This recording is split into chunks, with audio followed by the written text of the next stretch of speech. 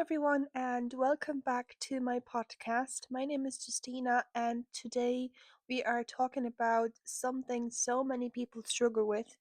It's something that keeps you awake at night, drains your energy, and steals the joy from your day, and that's overthinking.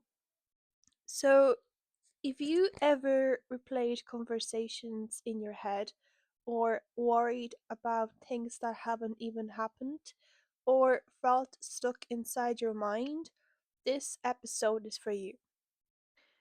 So, overthinking doesn't mean that you're broken, it means your mind is trying to keep you safe, but in the wrong way. So, today let's slow down together and learn how to create more peace, more clarity, and more calm inside your mind. So, take a deep breath and let's begin. So, overthinking is when your mind gets stuck in what if, why did they say that? Did I do something wrong? What if it goes bad? Will I fail? What if I fail? What if I make the wrong choice? Is your brain trying to protect you by imagining every possible scenario? But instead of helping, it keeps you trapped in fear. So, overthinking is a form of mental self protection that has gone too far. And overthinking usually comes from fear of making mistakes. You want to get it right, you don't want to fail, you're trying to avoid regret. Can be past experiences.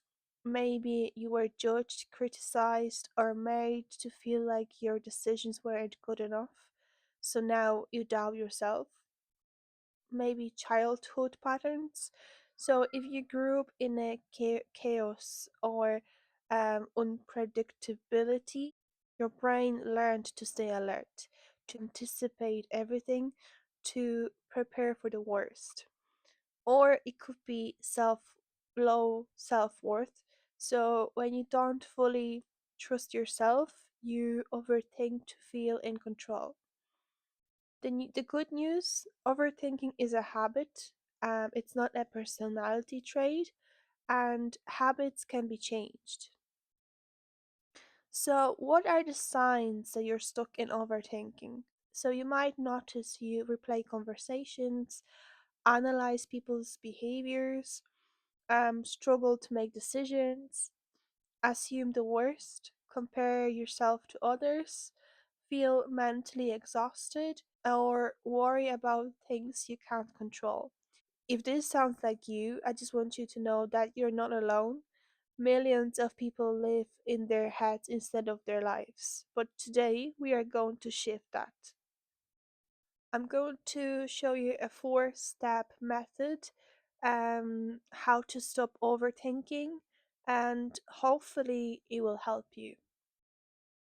So let's break into this simple framework you can use every day. Overthinking happens in the mind, and calm happens in the body. When you're spiraling, put one hand on your chest, take a slow breath in, and breathe out longer than you inhaled. You can also touch something cold, press your feet into the ground, stretch your shoulders, or relax your jaw. Can't think your way out of overthinking, but you can breathe your way out. So, step two is to ask yourself one grounding question like, is this happening right now? Most overthinking is about the future, the assumptions, imagined outcomes, fears, scenarios that are not real. This question brings you back to the present moment. If the answer is no, you can let it go. Step three is to interrupt the mental loop. So, when your mindset starts spiraling, say to yourself, this story isn't helping me. Then choose one grounding action.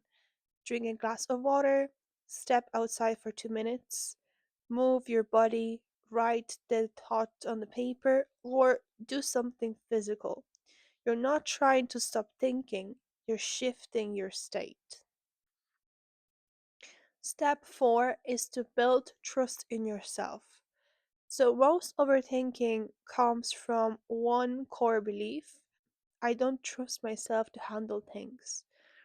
Start telling yourself, I'll figure it out.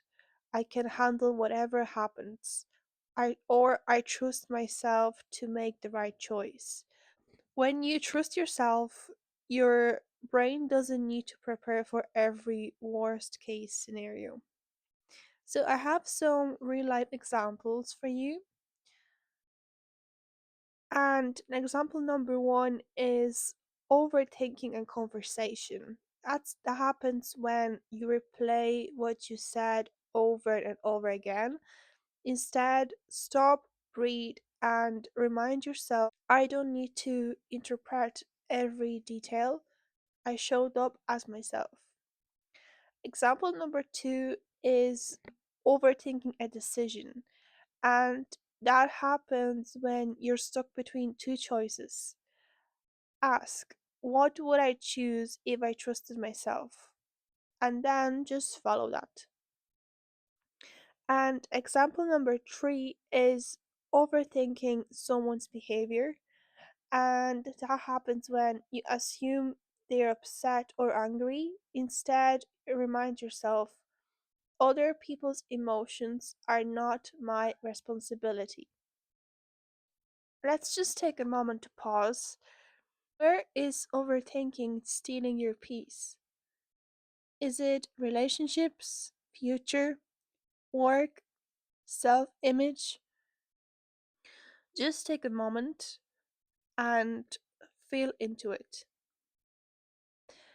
And as usual, I have question journal questions for you. So just write them down and you can answer them later. The first question I have is, what do I usually overthink about? The second question is, what fear is hiding underneath my overthinking? And third question, how does overthinking make me feel physically? These are just for yourself, remember that, so just answer them honestly, and they will probably help you see where your problem is. I also have some action steps for this week, and I want you to start naming the feelings. So, whenever you start overthinking, just take one deep breath and name the feeling. Just say it out loud, or you can write it down, whatever suits you best.